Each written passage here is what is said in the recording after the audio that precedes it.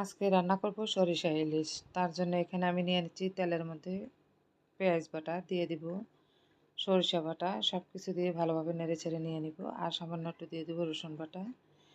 এখন দিয়ে দেবো হলুদ গুঁড়ো, মরিচ গুঁড়ো। এখানে কোনো জিরার গুঁড়ো অ্যাড করব না বা ধনিয়ার গুঁড়ো অ্যাড করব না, কারণ সরিষা ইলিশের মধ্যে এগুলো দিলে ইলিশের যে গ্রান সেটা থাকে না, কালারটা নষ্ট হয়ে যায়, গ্রানটাও নষ্ট হয়ে যায়।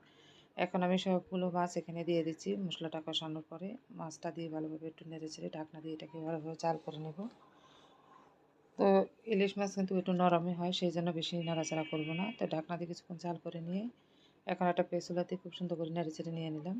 যদি স্টিলের কোনো কিছুতে নাড়াচাড়া করতে চাই সেক্ষেত্রে ভেঙে যাবে, তো প্লাস্টিকের পেঁচুলাতে নেড়েচেড়ে নিলে মাছটা আর ভাঙবে না।